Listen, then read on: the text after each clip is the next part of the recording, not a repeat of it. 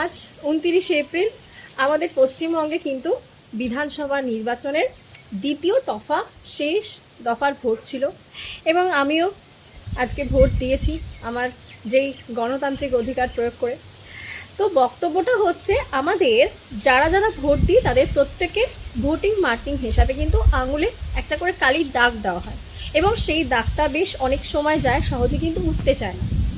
এই কালিটা কিন্তু সিলভার নাইট্রেটের উপর বেস করে তৈরি করা হয়, যেটা তৈরি হয় ন্যাশনাল ফিজিক্যাল ল্যাবরেটরি অফ ইন্ডিয়াতে।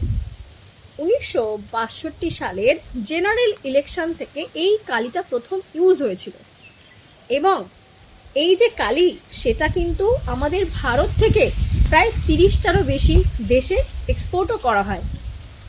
তো তোমরা আমাকে কমেন্ট করে বলো তো, এই যে সিলভার নাইট্রেট বললাম এর সংকেতটা কি হবে, আর কে কে ভোট দিয়েছো কমেন্ট করে কিন্তু অবশ্যই জানাও।